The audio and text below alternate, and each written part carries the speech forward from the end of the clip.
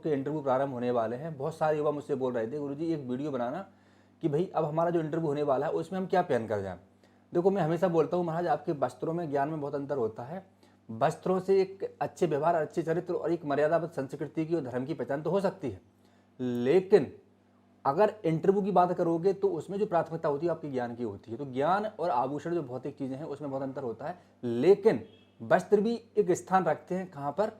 जहाँ पर जैसे आप इंटरव्यू देने जाओगे और आपके वस्त्रों को देखकर महाराज उनके में जो आकर्षण रहेगा वो पता किसी का रहेगा। जैसे आप धर्म के क्षेत्र के व्यक्ति हो, अनुष्ठान की अपनी एक ड्रेस कोड होती है महाराज, हर धर्म की अपनी एक ड्रेस कोड होती है।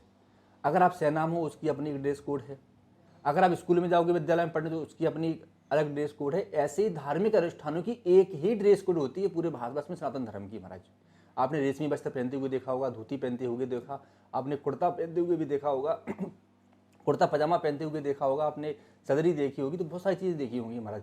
ऐसे ही इंटरव्यू में जाओगे तो देखो आपकी जो ड्रेस कोड है उनको क्या एहसास दिलाएगी, हाँ पंडित जी धर्म के क्षेत्र से हैं। और जब कोई धर्म के क्षेत्र से होता है तो उसका जो पहनावा है वो एक विशेष प्रकार का होता है, लेकिन बड़ा ही सम्मानीय होता है, बड़ा ही मर्यादाबद्ध होता है। तो अब हम अपनी मूल बात पर आ जाते हैं कि हमको पहनकर क्या जाना है। देखो पिछली बार बहुत सारे युवाओं ने जो पहना था वो मैं आपको बता रहा हूँ।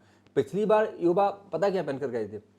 कुर्ता पजामा और सदरी, जिसे हम लोग क्या बोलते हैं, कोटी बोलते हैं हमारे यहाँ, वो पहन के गए थे। लेकिन मैं व्यक्तिगत राय दे रहा हूँ। इसके अलावा अगर हम बात करें आप क्या पहन के जा सकते हो, तो हिंदू पंडितों के लिए धोती कुर्ता आप पहन सकते हो। वहाँ पर आप कुर्ता पजामा के साथ कोटी पहन सकते हो। और क्या क्या हमको वहाँ पर निखारना है, अगर आप शिखा है तो शिखा अच्छे से बांध के जाना वहाँ पर। अगर शिखा महाराज आपकी खुर के आकार की है, खुर के जितनी साइज है, यानी गाय का जो खुर होता है वो ज़्यादा शुद्ध मानी जाती है, तो फिर उसको अच्छे से बांध के जाना वहाँ पर। अगर हाथ में कलावा है तो नया कलावा पहन के जाना बढ़िया से। यज्ञ भी धारण किया है तो नया यज्ञ भी धारण करके जाना वहाँ पर। इस बात का आप विशेष ध्यान रखें महाराज, ठीक है ना।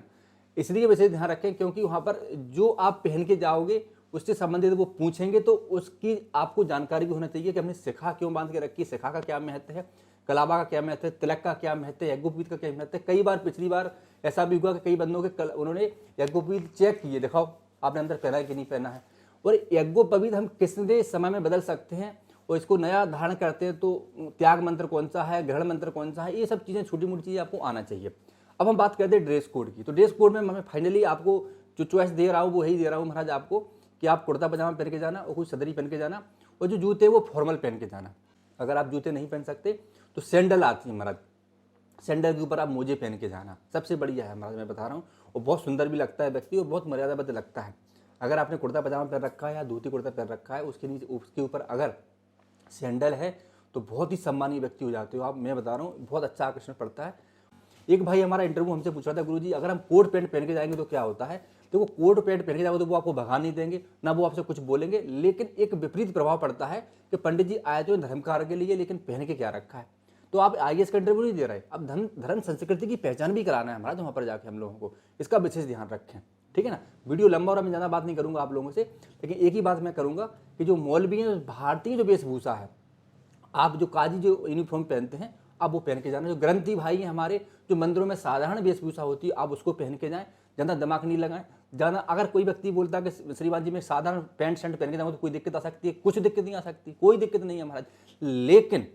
लेकिन जिस क्षेत्र से आप आए हो, जिस विभाग से आप आए हो, और उसकी संस्कृति को भी साथ में लेके जाओगे, इसका महाराज प्रतिकूल प्रभाव पड़ता है, बहुत अच्छा प्रभाव पड़ता है, और उसकी फिर जानकारी भी होना बहुत आवश्यक है, ठीक है। इसका विशेष ध्यान रखना है। तो एक वीडियो था आप लोगों के लिए कि हमें क्या पहन के जाना है, लेकिन इस बात का भी विशेष ध्यान रखना कि अच्छे पहनने से सिलेक्शन नहीं होता है, अच्छा ज्ञान ग्रहण करने से सिलेक्शन होता है। वहाँ पर जो प्रश्न पूछेंगे उसको अच्छे से रखना है, उसका भी प्रभाव पड़ता है। तो दोनों का अपना अपना महत्व है महाराज, ठीक है।